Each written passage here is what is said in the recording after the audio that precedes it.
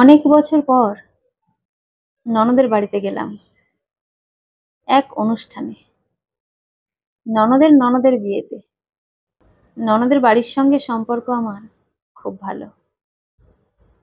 ননদ আমাকে যতটা না ভালোবাসে, ননদের শ্বশুর শাশুড়ি আর ননদ আমাকে তার থেকে বেশি ভালোবাসে। তাই আমাকে বিয়ের আগের দিন চলে যেতে হয়েছে। আমি আমার শাশুড়ি মাকে বলেছিলাম, আপনি আগের দিন চলে যান, আমরা বিয়ের দিন যাব। কিন্তু আমার শাশুড়ি মা বলল, না না বৌমা, তোমাকে আগের দিন যেতে হবে, ওরা খুব করে বলে গেছে। আমি না হয় পরের দিন যাবখন। তোমার শ্বশুরের অফিস আছে, ছেলের অফিস আছে, ওরা অফিস করে ফিরলে তারপরের দিন একসাথে চলে যাব। আমি বললাম, একা যেতে ভালো লাগে না মা, একা একা কি করে যাই বলুন তো। আপনার ছেলেকে এত করে বললাম একদিন এক্সট্রা ছুটি নাও, সে বলল যে না, তাহলে আমি একা একা কি করে যাই। এই কথা শোনার পর আমার নন্দাই চলে এসেছিল আমাকে নিতে। তবু আগের দিন আমাকে যেতেই হবে। আসলে বিভিন্ন রিচুয়ালস আছে, সেইগুলো করার মতো লোক খুব কম ওদের বাড়িতে। আমি যখন আমার ননদের বিয়ে দিই, তখন এই কাজগুলো খুব ভালোভাবে করেছিলাম। সেটা আমার ননদের শ্বশুর শাশুড়ি দেখেছে। সেই জন্য তারা আমার উপরেই ভরসা করেছে।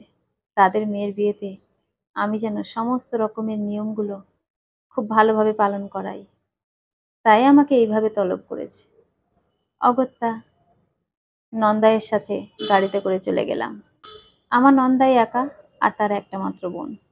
চলে গেলাম। রাত থেকে শুরু হয়ে গেল তোড়জোড়। কোথায় পিঁড়ি সাজানো, কোথায় হাতে মেহেন্দি করা, আরো বিভিন্ন কাজ। আমার ননদ অন্যান্য কাজগুলো করছে আর আমি এই দিকগুলো দেখছি। তার পরের দিন সকালবেলা থেকে তো আরো বেশি কাজ। আমার শ্বশুর শাশুড়ি এবং স্বামী পরের দিন গিয়ে উপস্থিত হলো। তারপর সবাই মিলে আমরা কাজে লেগে পড়লাম।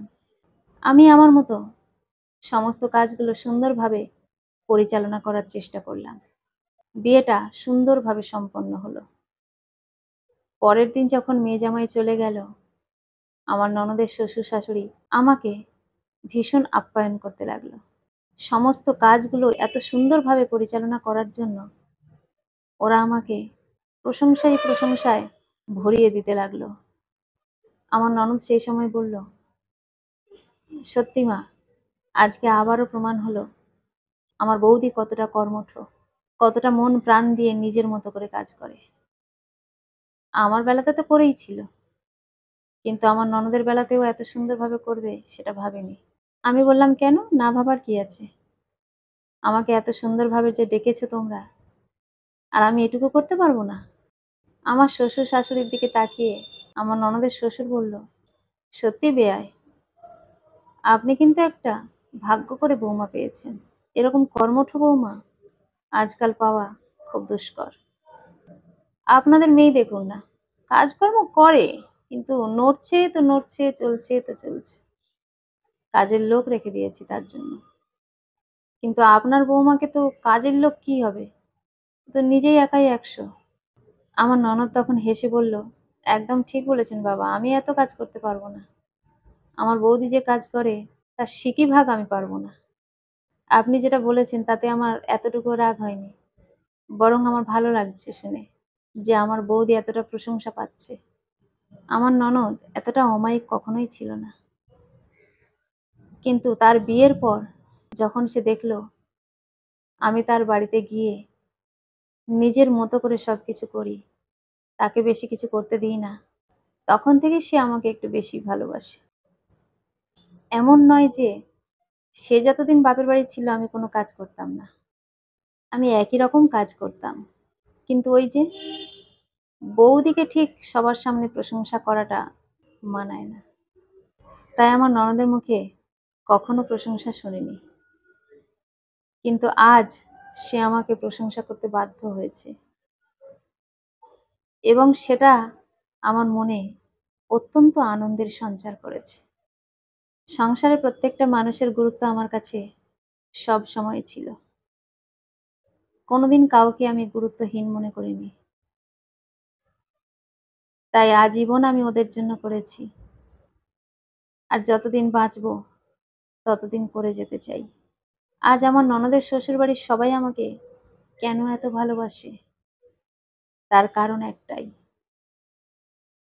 সবকিছু নিজের মতো করে করি। ননদের বাড়ি বলে কোনো কাজ করব না, বসে বসে থাকবো, সবাই আমার মুখের সামনে খাবার এনে দেবে, এমনটা কখনো মনে করিনি। সবকিছু নিজের মতো করে করি বলে আজকের এই জায়গাটা আমি পেয়েছি। সকলের কাছ থেকে ভালোবাসা পাওয়াটাই আমার কাছে সব থেকে বড় ব্যাপার। তার জন্য যদি এইটুকু করতে হয়, আমি করতে রাজি আছি। সকলের এই ভালোবাসা আমি অর্জন করেছি আমি আমার কর্ম দিয়ে। আজীবন সেটা বজায় রাখার চেষ্টা করব। কলমে ও কণ্ঠে, সোমা।